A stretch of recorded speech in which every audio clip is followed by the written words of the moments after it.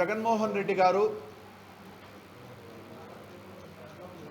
ప్రభుత్వం చేస్తున్నటువంటి దుశ్చర్యకు మెడికల్ కాలేజీలు ప్రైవేటీకరణ చేయకూడదు, పేదల విద్య ఆగకూడదు, పేదవాళ్ళు కూడా పెద్ద చదువులు చదవాలి, డాక్టర్లు అవ్వాలనే ఉద్దేశంతో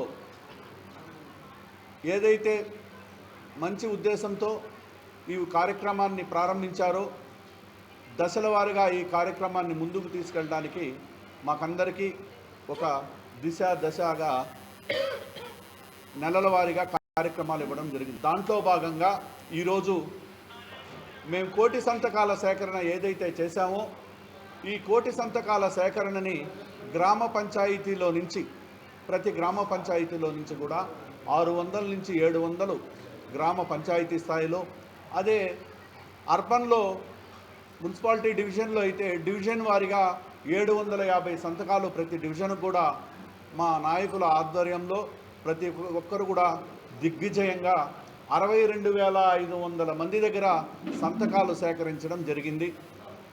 ఈ సేకరించినటువంటి సంతకాలన్నింటినీ ఈరోజు మా జిల్లా అధ్యక్షులు రీజనల్ కోఆర్డినేటరు పెద్దిరెడ్డి రామచంద్రారెడ్డి గారు, అదేవిధంగా జిల్లా అధ్యక్షులు కరుణాకర్ రెడ్డి గారి ఆధ్వర్యంలో 12 నియోజకవర్గాలు వారందరూ కూడా తిరుపతిలో వాళ్ళ దగ్గరకు చేర్చడం జరుగుతుంది. ఈ చేర్చేటువంటి కార్యక్రమంలో ప్రతి ఒక్కరు కూడా ఉత్సాహంగా ఒక పండుగ వాతావరణం లాగా మన ఇంట్లో పండుగ జరిగితే, జాతర జరిగితే ఏ విధంగా అమ్మవారిని తీసుకెళ్తామో ఆ విధంగా పేదలకు జరుగుతున్నటువంటి అన్యాయాన్ని గవర్నర్ గారి దగ్గరికి చేర్చడానికి ఒక జాతరలాగా ఈ కార్యక్రమాన్ని గ్రామం దాటించేంత వరకు అందరూ కార్యకర్తలందరూ నాయకులందరూ కూడా ర్యాలీగా ఈ కార్యక్రమాన్ని ముందుకు తీసుకుపోవడం జరుగుతుంది. తదనంతరం కొంతమంది కలిసి తిరుపతికి జిల్లా అధ్యక్షులు వారి దగ్గరికి చేర్చడం జరుగుతుంది. దాని తరువాత 15వ తారీఖు నాటికి ప్రతి నియోజకవర్గం నుంచి కూడా 100 కార్లలో తిరుపతి జిల్లా అధ్యక్షులు రీజనల్ కోఆర్డినేటర్ వాళ్ళ సారథ్యంలో తిరుపతి నుంచి కాళహస్తి దాటించేంత వరకు కూడా ప్రతి నియోజకవర్గం నుంచి కూడా 100 కార్లలో దాదాపు 600 మంది చొప్పున పోయి అక్కడి నుంచి మా అధ్యక్షులు జగన్మోహన్ రెడ్డి గారికి చేర్చడానికి మేమందరం కూడా ఆ కార్యక్రమాన్ని సాగనంపించడానికి కూడా 15వ తారీఖు కూడా సన్నద్ధమయ్యామని కూడా తెలియజేస్తున్నాం. ఈరోజు ఈ కార్యక్రమం చేయడానికి 62,500 సంతకాలు సేకరించడానికి ఎక్కడ కానీ ప్రజలు నిరుత్సాహపడకుండా ప్రభుత్వం చేస్తూ ఉన్నటువంటి తప్పిదాన్ని ప్రజలు వాళ్ళ సంతకాల రూపంలో చూపించారు. ఎందుకంటే 17 మెడికల్ కాలేజీలు 5 సంవత్సరాల్లో వచ్చిందంటే ఈ రాష్ట్రంలో ఈ దేశంలో ఏ రాష్ట్రానికి కూడా అన్ని మెడికల్ కాలేజీలు రాలేదు. చంద్రబాబు నాయుడు గారు 40 సంవత్సరాల్లో ఈ రాష్ట్రానికి ఏం మెడికల్ కాలేజీలు తీసుకురాలేదు. స్వాతంత్రం వచ్చినప్పటి నుంచి కూడా మనకు వచ్చినటువంటి మెడికల్ కాలేజీలు కేవలం 12 మాత్రమే. అటువంటిది 17 కాలేజీలు 5 సంవత్సరాల్లో వచ్చిందంటే అది ఒక చరిత్ర. 17 మెడికల్ కాలేజీల్లో దాదాపు 6 కాలేజీలు పూర్తి అవ్వడం కూడా జరిగింది.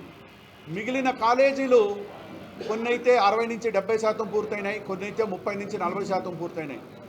ప్రతి మెడికల్ కాలేజీకి కూడా 650 పడకలు సూపర్ స్పెషాలిటీ హాస్పిటల్ కూడా నిర్మించడం జరిగింది.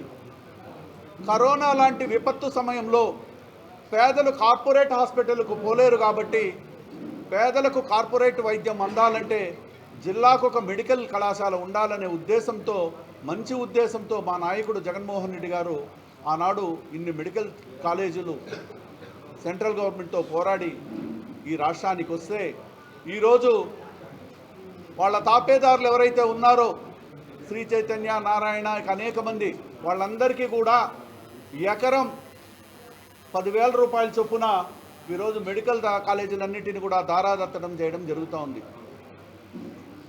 ఈ పీపీపీ విధానాన్ని రద్దు చేసేంత వరకు కూడా దశల వారీగా పోరాట ఉద్యమం అనేది మా నాయకుడు చెప్పిన ఆదేశాలు ఏవైతే ఉంటాయో అవి సూచా తప్పకుండా ఈ కార్యక్రమాన్ని మేము అడ్డుకొని ముందుకు తీసుకుపోతామని కూడా మీడియా ద్వారా మేము తెలియజేసుకుంటున్నాం.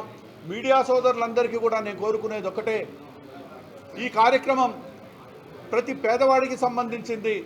ప్రజలను చైతన్యవంతులు చేయడానికి కూడా మీరు కూడా భాగస్వాములు కావాలని నేను మిమ్మల్ని ప్రత్యేకంగా కోరుకుంటున్నాను.